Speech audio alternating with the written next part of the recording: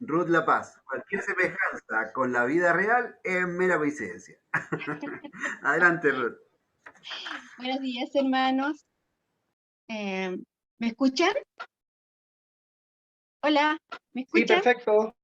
Ya, perfecto. Buenos días. Encuentro de Ruth con vos.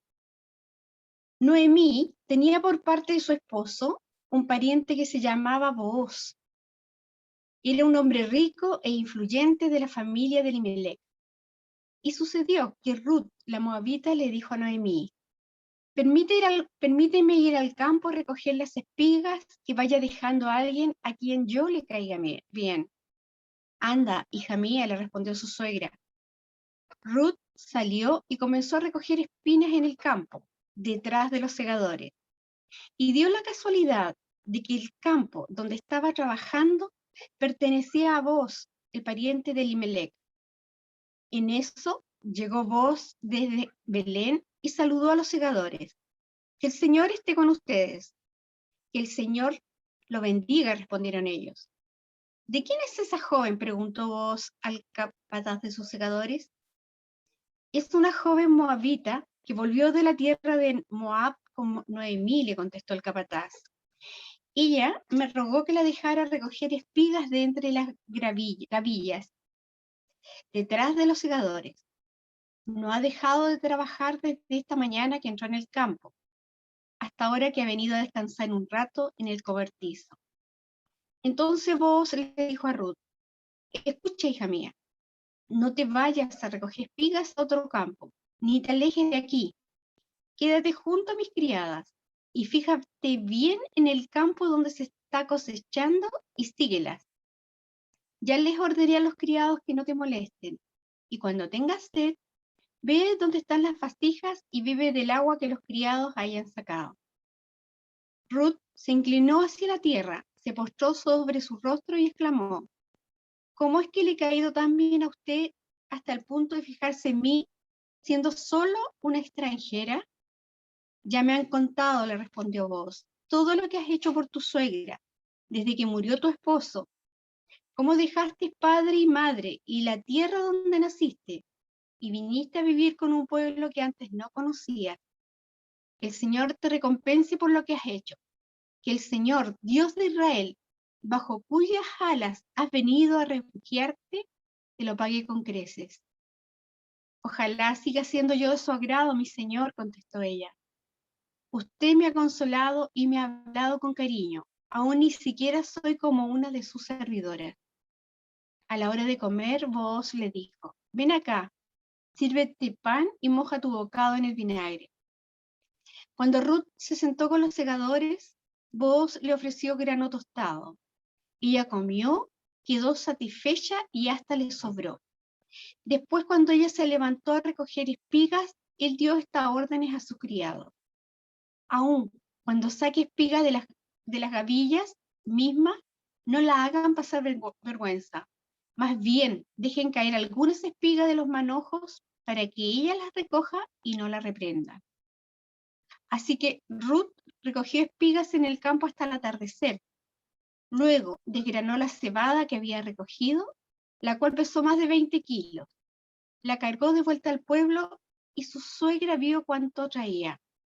Además, Ruth le entregó a su suegra lo que le había quedado después de haber comido hasta quedar satisfecha. Su suegra le preguntó: ¿dónde recogiste espigas hoy? ¿Dónde trabajaste? Bendito sea el hombre que se fijó en ti.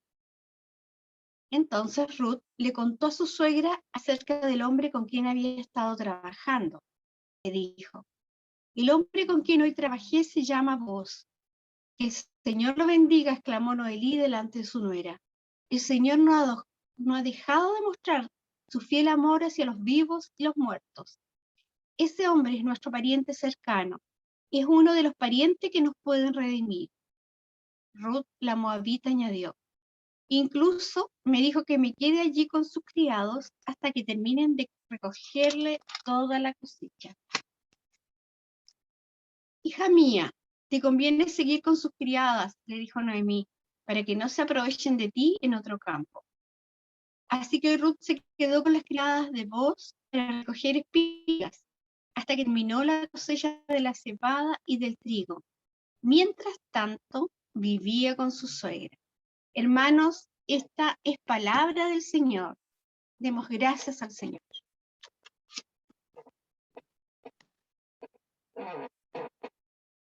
Buenos días, queridos hermanos. El sermón de hoy, como habrán visto, fue leído por Ruth, y es el capítulo 2 de Ruth. Y varios de ustedes me conocen. Yo soy santiaguino de nacimiento, y mi infancia y adolescencia la viví en la comuna de Maipú. Muchas veces Felipe y Pablo me han pedido que les cuente historias de mi infancia. ¿A qué jugaba sin tecnología? ¿Qué dibujos animados eran los que veía? Cuestiones por el estilo. Cuando yo era chico, en ese sector de Maipú, en uno que estaba en la calle Chacabuco, para los que se ubican, que es una zona de un cerro, muchas veces con mis amigos nos tiramos cerro abajo en una patineta. Varias de estas veces podemos ser atropellados por los automóviles que se atravesaban. Pero esto ahora, camino a cumplir mis 50 años, me permite ver la mano soberana de Dios, de haberme protegido del peligro de estos juegos. Y créanme, no fueron pocas las veces en que por escasos centímetros no me adelanté a conocer al Señor en persona, o a lo menos haber quedado con algunas secuelas físicas.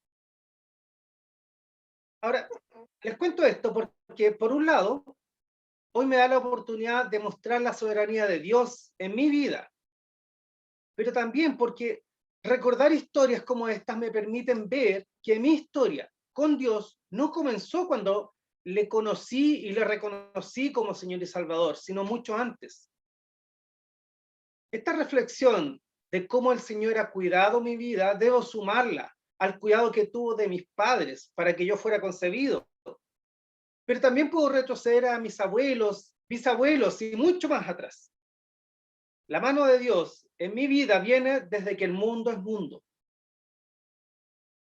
Pero esto no termina conmigo ni comienza conmigo, pues en esta visión, mi unión con María Inés como esposa nos lleva a ser parte del plan de Dios para nuestros hijos. Y aunque como padres buscamos evitar sufrimientos y penas, es claro que el rol más importante en el cuidado ha venido de parte de Dios hacia ellos. La cuestión será cuánto tiempo le tomará a esta nueva generación de cristianos reconocer esta soberanía de Dios en sus vidas. Y en este mismo sentido, y tanto para mí como para ti, pero también para nuestros hijos, es que podemos ver que el encuentro de Ruth y vos es parte del plan de Dios para nuestras vidas, pero también para la iglesia hoy. Por lo que hablar de la vida de la familia cristiana es poder conocer y reconocer que la historia de Ruth, y en particular la historia de hoy, la historia que veremos hoy, es parte de nuestra propia historia familiar. Así que teniendo esto en mente, les invito a orar. Padre Celestial, te damos gracias por escogernos para vida eterna. Gracias por Cristo y su muerte en la cruz. El día de hoy te pedimos, abra nuestros corazones y mentes para poder comprender más de tu palabra y ayúdanos para que ésta reforme nuestras vidas. Amén. El sermón de hoy lleva por nombre Bajo las alas del Redentor. Había escogido un nombre previo que no era tan sutil o tan directo como este, sino que era Pinchando Globos. Quiero que piensen en eso porque después les voy a contar algunas cosas sobre ideas que tenemos de pasajes como este. El primer punto de este sermón está basado en los versículos 1 al 3 y se llama Un encuentro casualmente casual. Estos versículos dicen así: Noemí tenía por parte de su esposo un pariente que se llamaba Booz. Era un hombre rico e influyente de la familia de Elimelec. Y sucedió que Ruth, la moabita, le dijo a Noemí: permíteme ir al campo a recoger las espigas que vaya dejando a alguien a quien yo le caiga bien. Ande, hija mía, le respondió su suegra. Ruth salió y comenzó a recoger espigas en el campo, detrás de los segadores. Y dio la casualidad de que el campo donde estaba trabajando pertenecía a Booz, el pariente de Elimelec. Noemí y Ruth están en Belén tratando de sobrevivir al día a día. Y como vimos la semana pasada, ambas quedaron viudas. Es más, en el caso de Noemí, quedó viuda y perdió a sus dos hijos. Uno de ellos era el esposo de Ruth, Ilión. Y estos primeros versículos nos dan un poco de contexto para indicarnos quién es Booz. Y dice que era un hombre rico e influyente. Pero, ¿quién era realmente Booz? Sus padres fueron Salmón y Rahab. No sé si estos nombres te suenan, el nombre de sus padres. Salmón fue uno de los jefes principales de la tribu de Judá, un soldado. Y su madre, Rahab, una ramera de Jericó. Ambos se casaron y de esa unión nace en Belén su hijo Booz. Por lo que este hombre, rico e influyente, hijo de un soldado y de una ramera, debió trabajar mucho para construir su propio nombre y para lograr una buena reputación. Ahora veremos más adelante la confirmación de lo que les estoy diciendo respecto al nombre que tenía Booz, a este buen nombre. Pero por ahora, el autor nos habla de que Booz es un pariente fallecido de Elimelec. Es un pariente de Noemí, finalmente.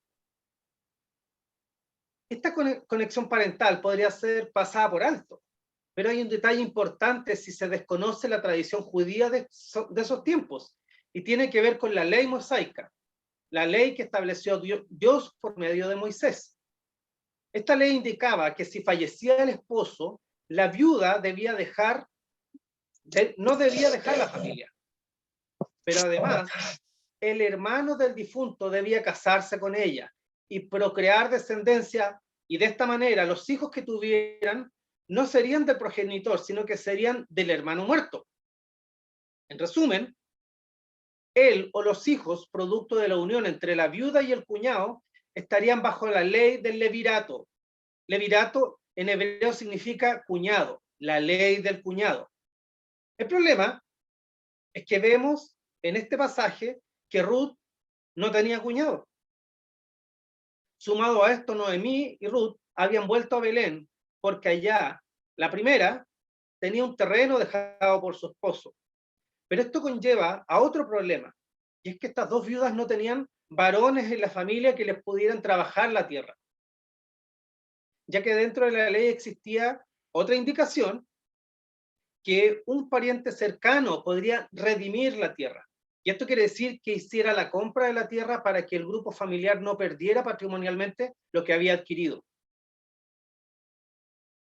El problema es que esta ley no aplicaba a mujeres, por lo que en términos económicos estas viudas estaban en una situación crítica y posiblemente en abandono. Y para entender mejor esto, hay que recordar que estas dos viudas son suegra y nuera. No tenían bono IFE, no había subsidio alguno del Estado. Estaban ellas dos solas. Y bajo este contexto es que se introduce la figura de Booz en esta historia. Ruth saldrá a buscar algo para comer para ella y su suegra. Sin embargo, tengan en cuenta estos versículos, pues esta acción conlleva un reconocimiento del lugar específico en la escala social de estas viudas, y le da el nombre a este primer punto. Miren el versículo 3, por favor, en sus Biblias. Y dio la casualidad de que el campo donde estaba trabajando pertenecía a Booz, el pariente de Elimelec.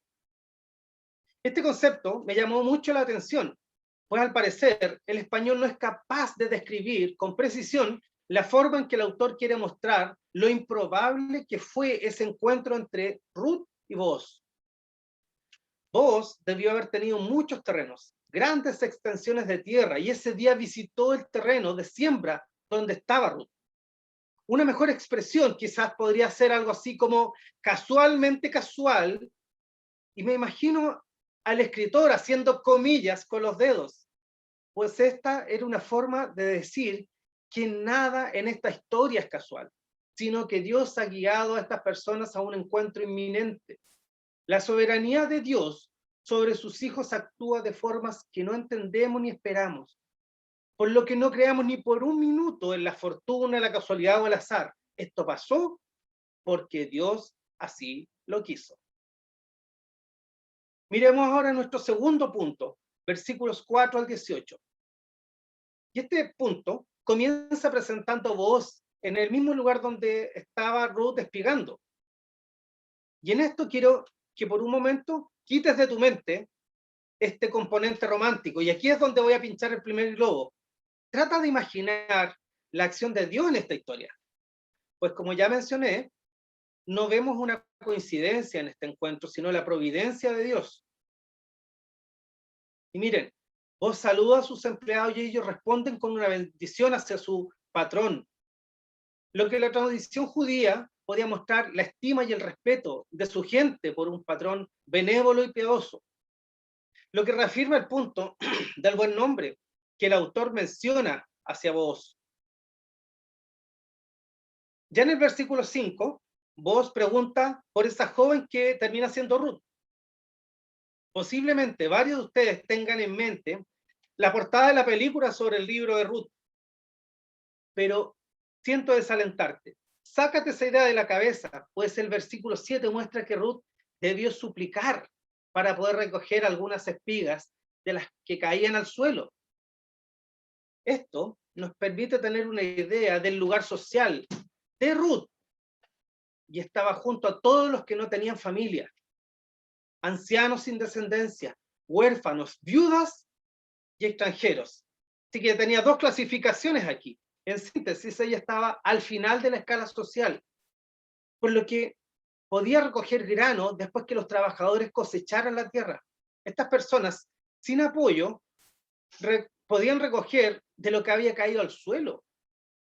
Esta es la descripción que se da de Ruth, pues no es tan solo una viuda que no tiene esposo que la cuide y la provea, sino que ella además es moabita, una extranjera tratando de subsistir en Belén. Ahora, esta acción de que los más desvalidos y los extranjeros pudieran recoger parte del grano que cayó al suelo era una forma en que Dios había enseñado a su pueblo a cuidar de los más necesitados. Dios guió al pueblo a que hubiera provisión para todos. Miren Levíticos 19, 9 y 10. Cuando llegue el tiempo de la cosecha, no sellen hasta el último rincón de sus campos, ni recojan todas las espigas que allí queden. No rebusquen hasta el último racimo de las viñas, ni recojan las uvas que se hayan caído. Déjenlas para que los pobres y los extranjeros. Yo soy el Señor su Dios. Así que Ruth estaba siendo bendecida por la forma en que Dios enseñaba a su pueblo al sostén de los más desvalidos. Pero además, Dios en su ley entrega las razones de por qué el pueblo de Dios debe ser solidario con el necesitado. Deuteronomio 24, 19 y siguientes versículos. Cuando recojas la cosecha de tu campo y olvides una gavilla, no vuelvas por ella. Déjala para que el extranjero, el huérfano y la viuda. Así el Señor tu Dios bendecirá todo el trabajo de tus manos. Y este mismo pasaje termina diciendo, recuerda que fuiste esclavo en Egipto. Por eso te ordeno que actúes con justicia. Dios les dice que harás todo esto de no recoger todas las espigas, porque debes recordar que fuiste esclavo en Egipto. Por lo tanto, te ordeno que seas justo con quien ahora es necesitado como lo fuiste tú. En el pasaje, el capataz describe a Ruth como alguien que no ha dejado de trabajar, sin cesar ha buscado el sustento para ella y su suegra. Ahora, pregúntate, ¿cuánto grano crees tú que podría recolectar alguien que recogiera de lo que caía al suelo? Algunos comentaristas estiman que por el tipo de personas que recolectaba después de la siega, se esperaba que con optimismo se lograra obtener unos 500 gramos en el día. Sumado a esto, Ruth debía recolectar para alimentarse ella y Noemí, su suegra. Ahora en los versículos 8 y 9 vemos algo súper interesante. Boaz va donde Ruth a hablarle y le dice que se quede en su campo, que coseche solo en sus tierras, que vaya donde vayan sus trabajadores. Nuevamente, no lo veas de manera simplemente como algo romántico, sino más bien que Boaz está buscando salvar la vida de Ruth. Una mujer sola en los campos en ese tiempo potencialmente podría ser violada o asaltada si es que alguien quisiera quitarle lo que había recolectado en el día. Y en el versículo 11 entendemos la razón de esta reacción generosa de Boaz. Él sabía sobre una tal Ruth, una moabita que llegó a la ciudad acompañando a su suegra Noemí. Posiblemente pudo existir alguna atracción hacia Ruth, posiblemente, pero en este caso la reacción de Boaz es una respuesta generosa a alguien que se está sacrificando, no tan solo con el trabajo de ese día, sino que dejó su pueblo, su familia paterna y hasta los dioses para acompañar a su suegra.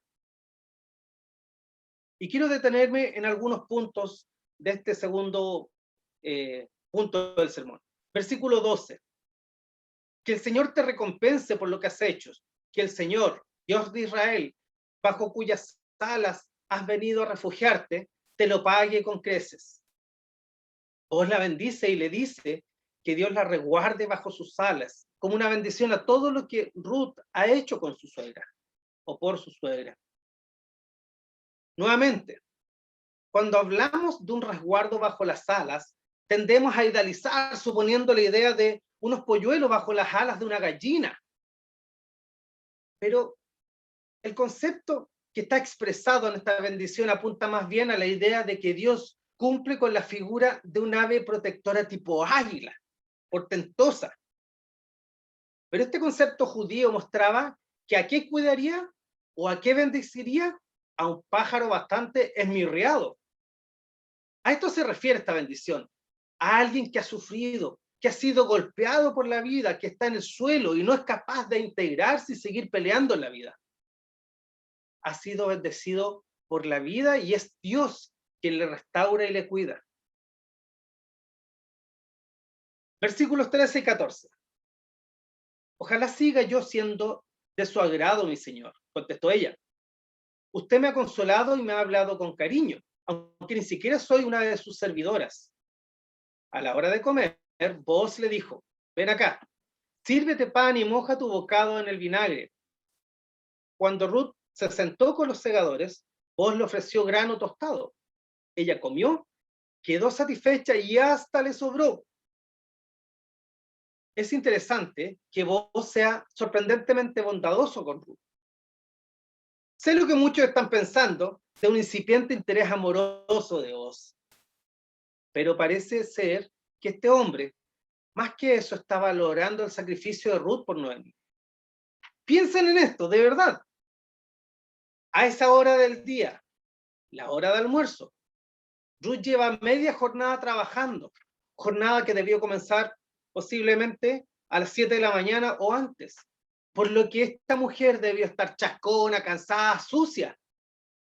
Y vos le sirve a ella, el jefe, the big boss, el que estaba acostumbrado a ser servido, le sirve a una extranjera.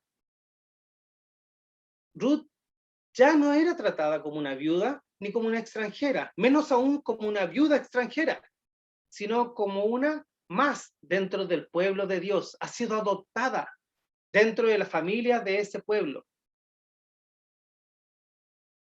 Interesante, Ruth come hasta quedar satisfecha y le sobró de su almuerzo. Esta mujer, confiando en Dios, sale sin una certeza de conseguir alimento y Dios le guía a un lugar perfecto, al punto que al finalizar el día ha recolectado más de 20 kilos de grano. Por supuesto, Dios estaba usando a Boaz para este acto de generosidad que era como un bálsamo al corazón de Ruth después de todo lo que llevaba viviendo en su vida. Y aquí nuevamente necesitamos romper nuestra imagen cinematográfica de esta historia o simplemente cambiar nuestra idea de Ruth. Pues esta vuelve a su casa. Imaginen esto. con sus 20 kilos de grano, 20 kilos. Ella sola, con sus 20 kilos de grano y su cajita feliz, con lo que le sobró del almuerzo. Imposible que haya sido una mujer delgada y delicada como una flor. Ruth era una mujer fuerte y capaz. Por ese tipo de datos es que creo que el autor no nos está ofreciendo solo una historia romántica. Pero ahora, piensa en tu vida. Cuando tienes esa sensación de satisfacción por un día muy largo y trabajoso, pero estás feliz por lo que has logrado. Ruth iba feliz. Ella veía la mano de Dios en esta bendición que estaba viviendo. Y con esta actitud entramos en el tercer punto, el futuro esplendor, versículos 19 al 23. Su suegra le preguntó, ¿dónde recogiste espigas hoy? ¿Dónde trabajaste? Bendito sea el hombre que se fijó en ti. Entonces Ruth le contó a su suegra acerca del hombre con quien había estado trabajando. Le dijo, el hombre con quien hoy trabajé se llama Booz. Que el Señor lo bendiga, exclamó Noemí delante de su nuera. El Señor no ha dejado de mostrar su fiel amor hacia los vivos y los muertos. Ese hombre es nuestro pariente cercano, es uno de los parientes que nos puede redimir. Ruth la Moabita añadió, incluso me dijo que me quedara allí con sus criados hasta que terminaran de recogerle toda la cosecha. Hija mía, te conviene seguir con sus criadas, le dijo Noemí, para que no se aprovechen de ti en nuestro campo. Así que Ruth se quedó junto a las criadas de Booz hasta recoger espigas, hasta que terminó la cosecha de la cebada y del trigo. Mientras tanto, vivía con su suegra. Este tercer punto comienza con dos interesantes preguntas. ¿Dónde recogiste espigas hoy? ¿Dónde trabajaste? Esto es porque Noemí es judía. Esperaba que Ruth, como extranjera, pudiera llegar con ese medio kilo de grano en el mejor de los casos. Mientras la forma en que Ruth explica todo lo que ha sucedido permite mostrar lo que está sucediendo en esta historia. Y miren el versículo 19, donde le dice quién es Booz en esta historia. Y aquí es un punto donde Noemí ve la revelación espiritual al saber quién es y cómo está siendo usado por Dios para bendecirles. Era Booz, su familia, su redentor.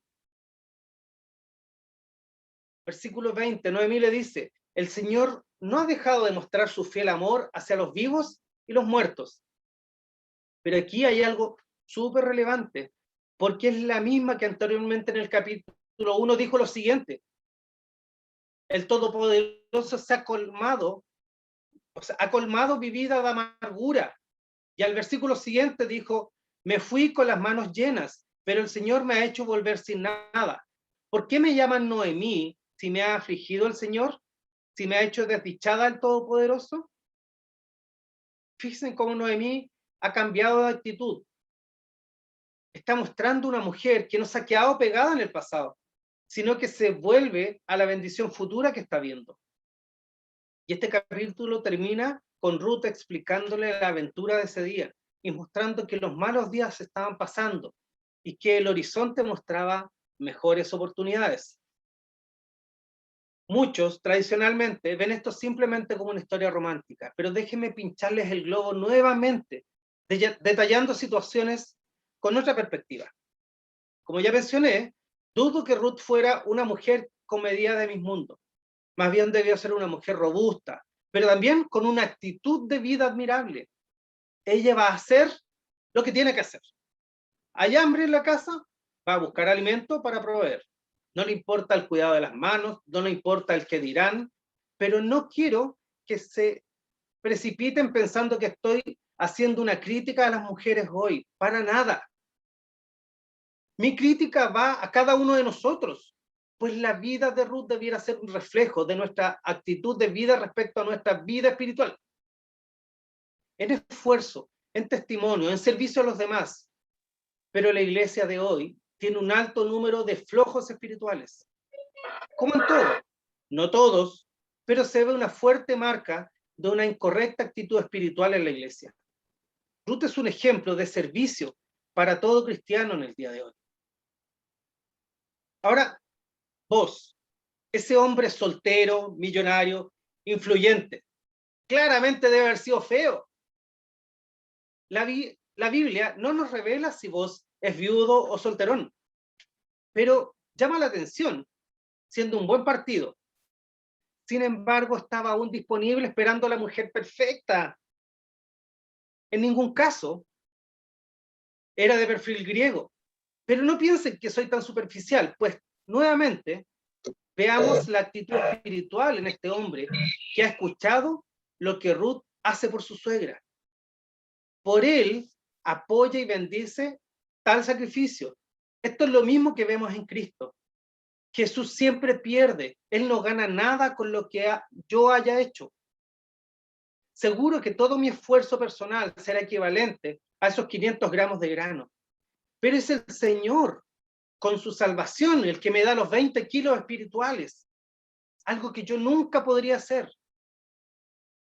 Él lo pone en mis manos y pone más de lo que yo merezco.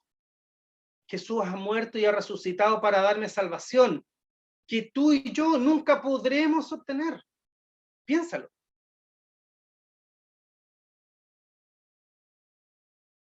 El día de hoy quiero hacer dos conclusiones que nos desafíen y nos animen. La primera es observar una cosa interesante al ver la historia de Noemí y cómo va transformando su relación con Dios. Pues en el capítulo 1, y a la luz de todas sus desgracias, ella pide que no la llamen Noemí, que en hebreo significa dulzura. Pero ella pide que la llamen Mara, que significa amargada. Y ahora, en esta historia, en el capítulo 2, Noemí vuelve a ver la mano de Dios en los eventos de la vida de Ruth. Y con su nuera, bendecida, ella también se ve bendecida. Ella no se quedó pegada en su amargura.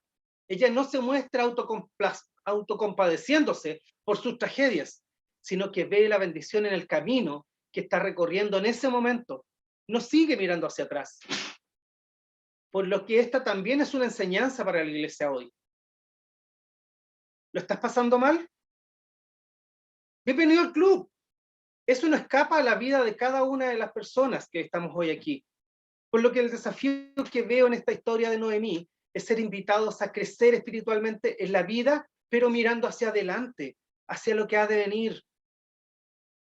Piensa en esto. La vida de Noemí es como manejar un auto, donde el parabrisas delantero es más grande que el trasero.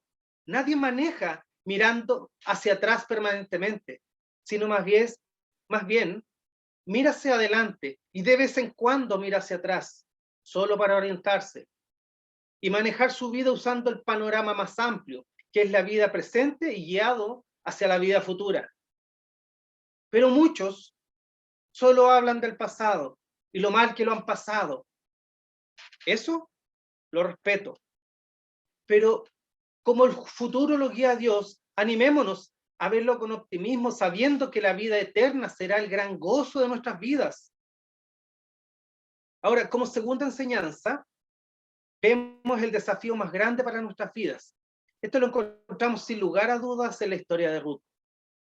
Esta se une a mi historia, como así también se une la historia de cada una de las personas en el mundo que recibe a Dios como su Señor y Salvador. Y en particular esta historia bíblica es una bella forma de comprender la forma como Dios muestra su propósito para ti y para mí, al revelarnos su providencia divina y el camino de la redención en la historia. Hasta en los más pequeños detalles de nuestra vida debemos reconocer la mano de Dios. Si vemos con atención, la historia de Ruth es nuestra historia. Esta mujer extranjera fue adoptada por el pueblo de Dios. Y esta es la misma figura que se cumple en nosotros. Somos hijos adoptivos de Dios. Pues Ruth es el perfecto símbolo de cada creyente y de la iglesia en general.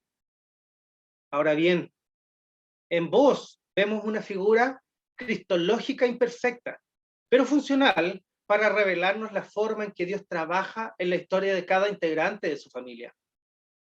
Vos fue un instrumento de Dios para bendecir y salvar a Ruth, y por medio de ella Noemí. Y esta es la misma figura salvífica que vemos en el rol de Jesús para nuestras vidas. Jesús no nos da grano, ni preservará nuestros bienes. Él va a lo máximo. Es la única forma de salvar nuestra alma para la vida eterna. Pues al ser sacrificado en esa cruz, pagó, al igual que vos, por Ruth, pagó por cada uno de nosotros la deuda que teníamos con Dios por nuestros pecados. Jesús es nuestro Redentor perfecto. Así que, si la historia de Ruth es parte de mi historia, porque al igual que lo que hago con mis hijos al contarle historias de mi infancia, al conocer esta historia de Ruth podemos ver pinceladas de lo que es y será cada una de nuestras vidas junto al Señor. Te animo a leer la Biblia, especialmente el libro de Ruth, y reflexiona en las historias y pide a Dios que te haga saber cómo cada historia ha sido puesta ahí, para que tú y yo aprendamos qué rol debe jugar Dios en nuestra vida presente y futura. Te animo a hacerlo y les invito a orar. Señor, te damos gracias por el sacrificio de Cristo en la cruz y por medio de ello recibimos redención y vida eterna. También queremos agradecerte por la bendición de conocer la vida de Ruth y que esta nos anima a valorar nuestra vida. Gracias por cada uno de los eventos de la historia que han guiado a que hoy podamos plantearnos el lugar que tú tienes en nuestras vidas. Quiero aprovechar, Señor, de pedir por quienes no han tenido un voz en sus vidas, que el día de hoy reflexionen en el reemplazo salvífico que hiciste en la cruz por cada uno de nosotros, el cual, siendo igual a Dios, no escatimaste ni tu integridad física ni espiritual para pagar por los pecados de cada uno en este mundo. Que eso reconforte y anime las almas tristes y desamparadas, y le muestre al mundo que nadie está solo, que todos podemos encontrar refugio y salvación bajo las alas de nuestro Salvador, de nuestro Redentor.